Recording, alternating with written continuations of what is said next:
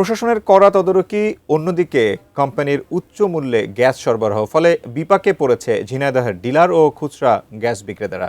সরকারে বেঁধে দেয়া দামে গ্যাস বিক্রি করলে লসে পড়বেন, তাই সাময়িক বন্ধ আছে গ্যাস বিক্রি। এ বিষয়ে বিস্তারিত জানাতে ঝিনাইদহ শহরের একটি গ্যাসের ডিলার পয়েন্টে যুক্ত হচ্ছে প্রতিনিধি ইমন হাসানের সঙ্গে।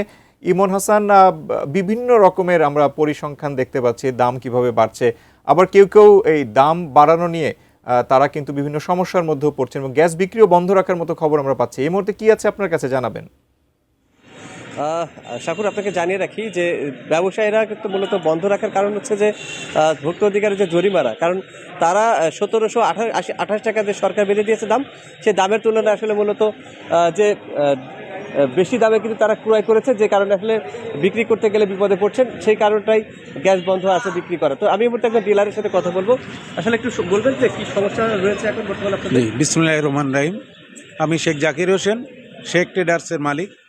আমরা এই এপ্রিল মাসে বিভিন্ন কোম্পানির গ্যাস 1750 থেকে 1800 টাকা পর্যন্ত ক্রয় করছি কোম্পানি রেটে, কিন্তু বিশেষ করে ওমেরা 1798 টাকা রেট, কিন্তু সরকার নির্ধারিত রেট হচ্ছে 1728 টাকায় ভোক্তা পর্যায়ে দিতে হবে।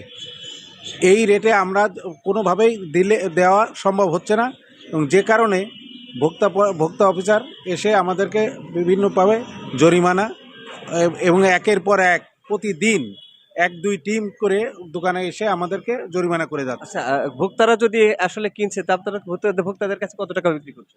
ভোক্তাদের কাছে এখন তো আমরা 1728 টাকার বেশি আর কি বিক্রি করতে পারছি না। তার কারণ হচ্ছে সরকার নির্ধারিত, আমরা বারবার প্রশাসনের সঙ্গে বলেছি, ভোক্তা পর্যায়ে বলেছি যে আমাদের এই সমস্যা, কিন্তু তারা এগুলো কোনো আমলে নিচ্ছে না। হ্যাঁ, ক্যাশ মেমো দেই।